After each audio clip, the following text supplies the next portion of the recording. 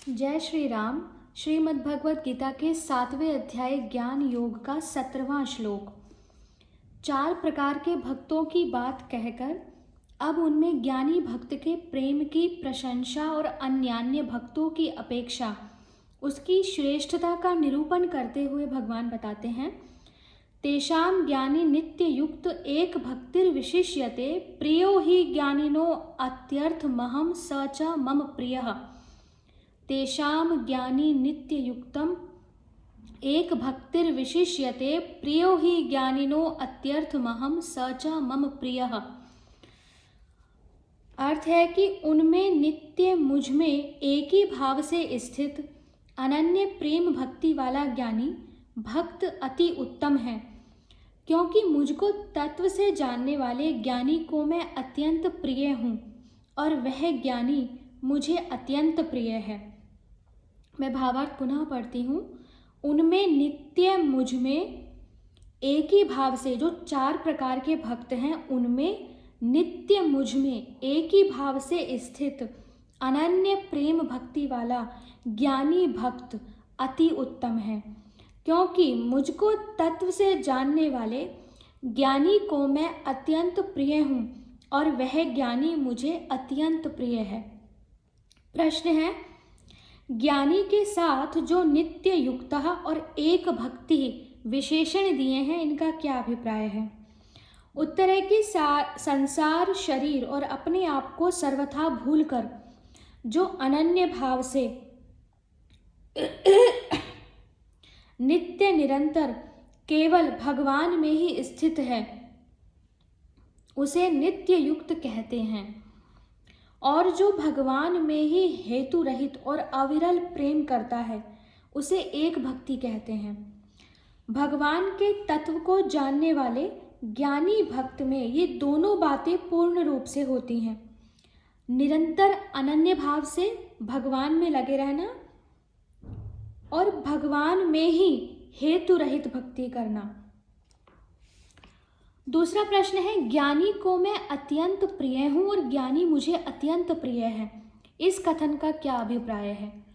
उत्तर है, जिनको भगवान के यथार्थ तत्व और रहस्य की सम्यक उपलब्धि हो चुकी है, जिनको सर्वत्र सब समय और सब कुछ भगवत स्वरूप ही दिखता है, जिनकी दृष्टि में एक भगवान के अतिरिक्त और कुछ रह ही नहीं गया, भगवान को ही एकमात्र परम श्रेष्ठ और परम प्रियतम जान लेने के कारण जिनके मन बुद्धि संपूर्ण आसक्ति और आकांक्षाओं से सर्वथा रहित होकर एकमात्र भगवान में ही तल्लीन हो रहे हैं, इस प्रकार अनन्य प्रेम से जो भगवान की भक्ति करते हैं, उनको भगवान कितने प्रिय हैं, यह कौन बतला सकता है?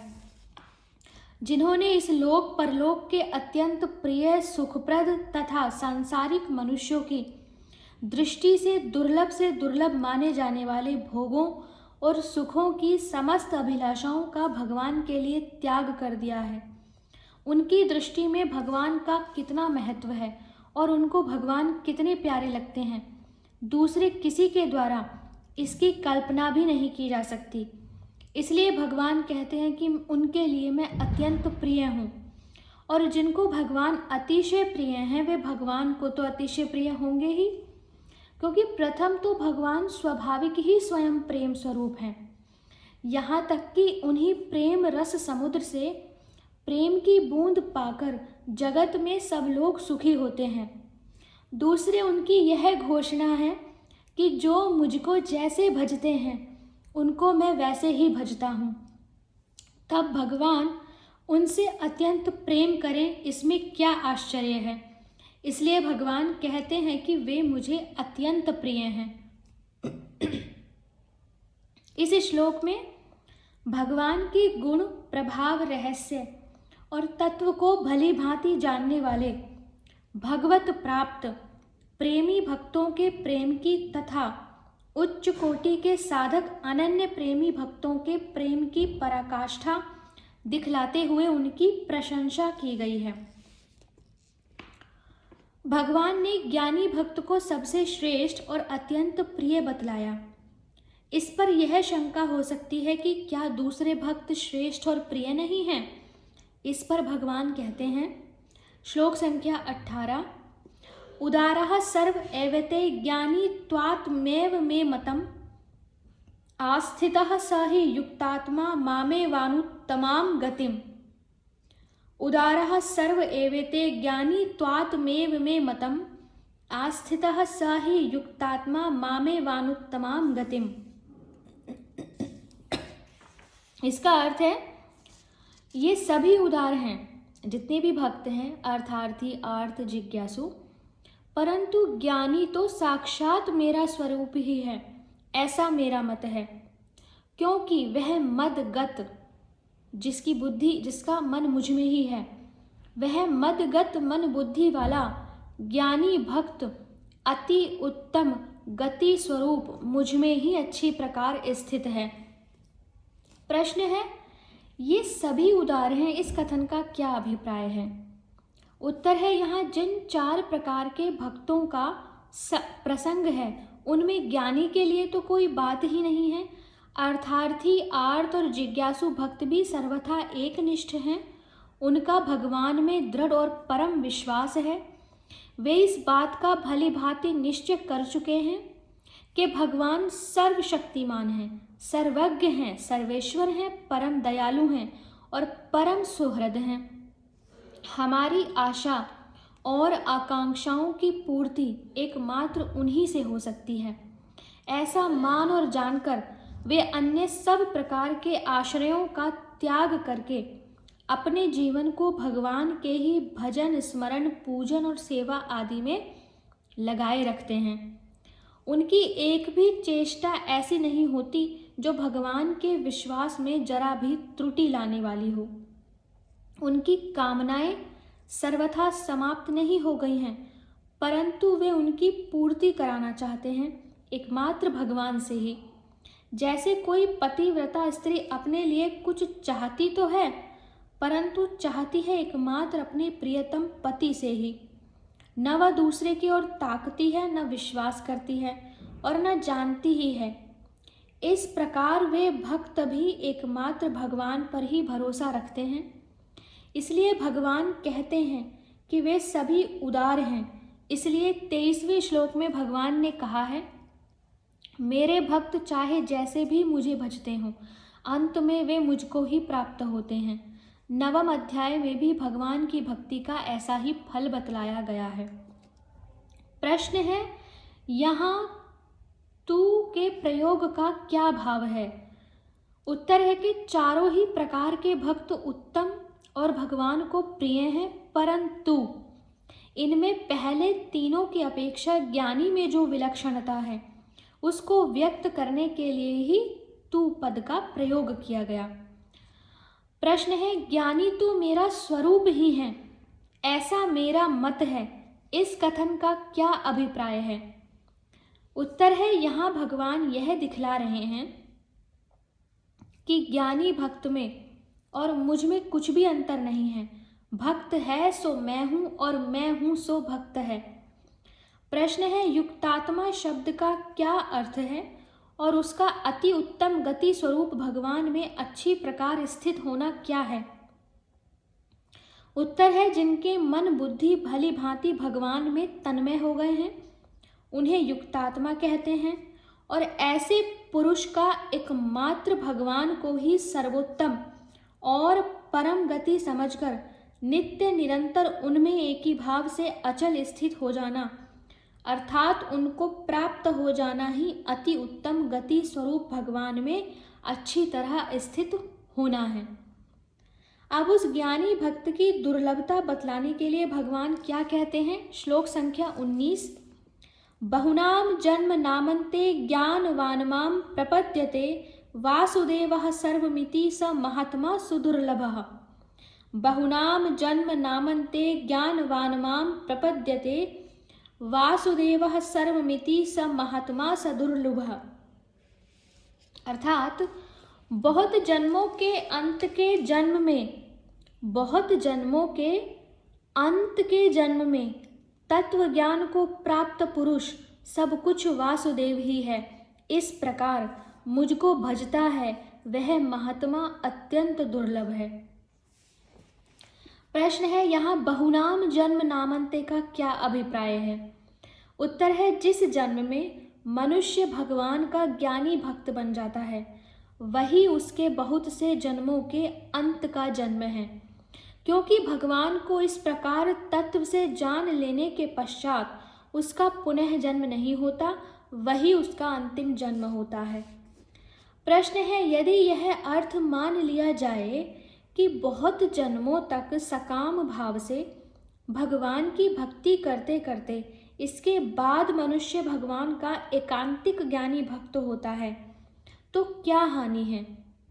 उत्तर है, ऐसा मान लेने से भगवान के अर्थार्थी आर्त और जिज्ञासु भक्तों के बहुत से जन्म अनिवार्य हो जाते हैं, परंतु भगवान ने स्थान स्थान पर अपने सभी प्रकार के भक्तों को अपनी प्राप्ति का होना बतलाया है।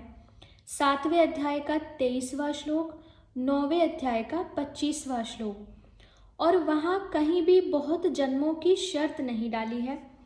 अवश्य ही श्रद्धा और प्रेम की कमी से शिथिल साधन होने पर अनेक जन्म हो भी सकते हैं, परंतु यदि श्रद्धा और प्रेम की मात्रा बढ़ी हुई हो और साधन में तीव्रता हो तो एक ही जन्म में भगवत प्राप्ति हो सकती है, इसमें काल का नियम नहीं है।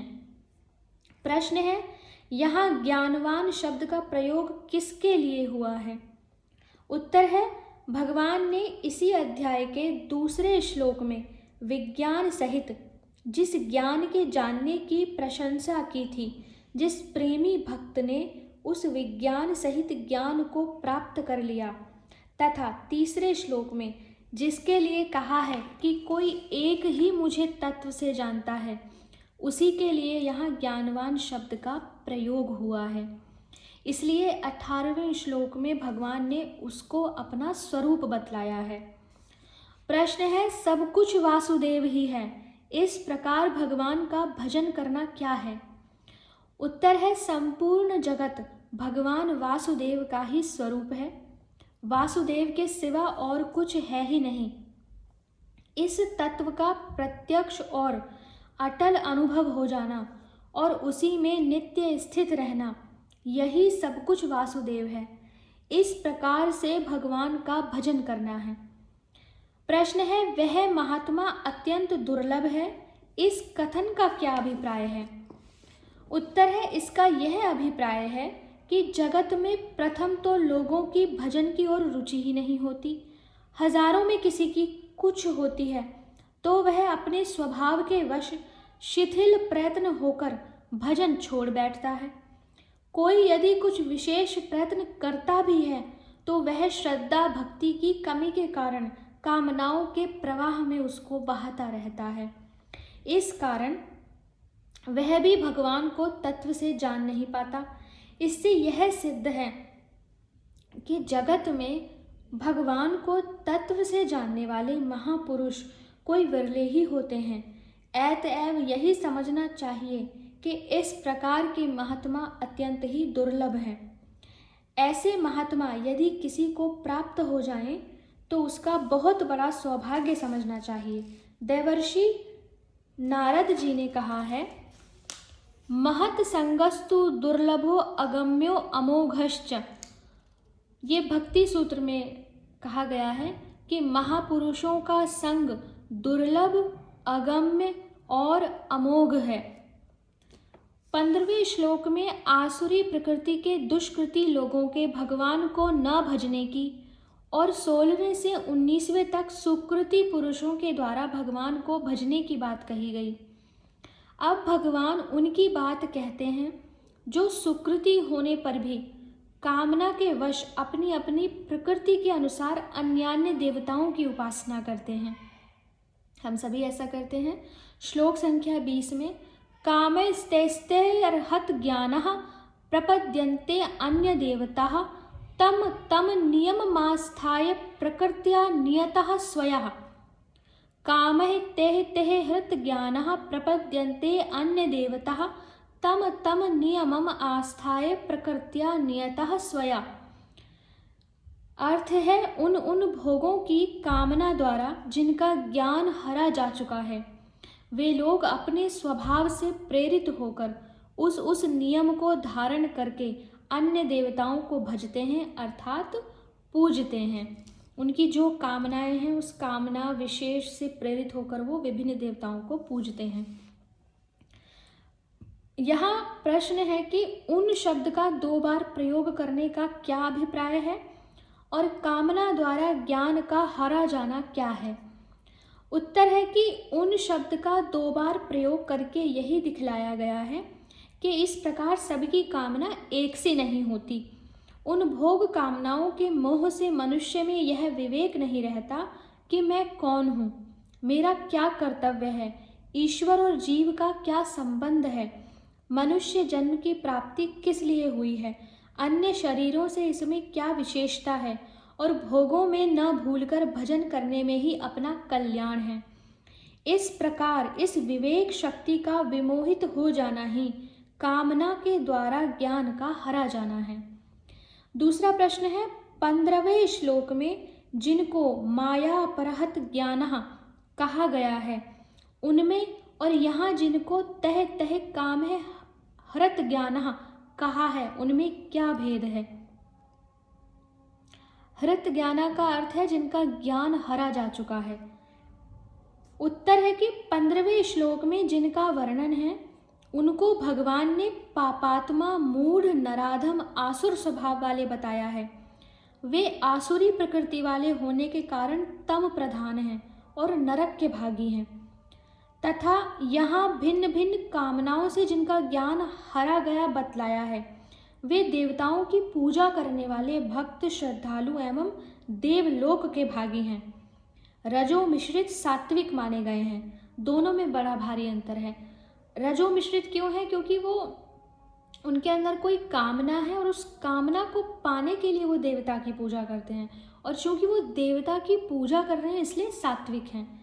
जबकि 15वें श्लोक में जो शब्द प्रयोग किया गया माया अपराध, वो उन लोगों के लिए जो पाप है, पापात्मा है, मूढ़ हैं, आसुरी स्वभाव वाले हैं, प्रमादी हैं, आलसी हैं, ईश्वर की निंदा करते हैं, ईश्वर तत्व में विश्वास ही नहीं रखते। प्रश्न है अपना स्वभाव किसका वाचक है और उससे प्रेरित होना क्या है। उत्तर है कि जन्म जन्मांतर में किए हुए कर्मों से संस्कारों का संचय होता है और उस संस्कार समूह से जो प्रकृति बनती है उसे स्वभाव कहा जाता है। आपके जो कई जन्मों के संस्कार हैं उससे जो आपका स्वभाव प्रकृति है वो आपका स्वभाव है। स्वभाव प्रत्येक जीव का भिन्न होता है। उस स्वभाव के अनुसार जो अंतःकरण में भिन्न भिन्न देवताओं का पूजन करने की भिन्न भिन्न इच्छा उत्पन्न होती है उसी को उससे प्रेरित होना कहते हैं। प्रश्न है उस नियम को धारण करके अन्य देवताओं का भजना क्या है।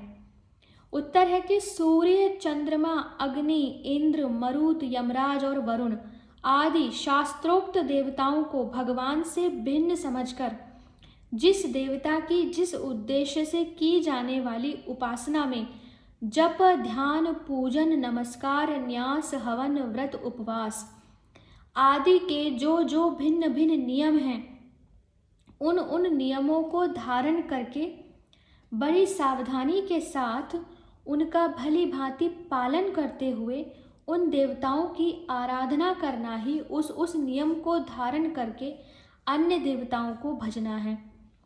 कामना और इष्ट देव की भिन्नता के अनुसार पूजा आदि के नियमों में भेद होता है, इसलिए उस शब्द का प्रयोग 2 बार किया गया। साथ ही एक बात और भी है, भगवान से अलग मानकर उनकी पूजा करने से ही वह अन्य देवता की पूजा होती है।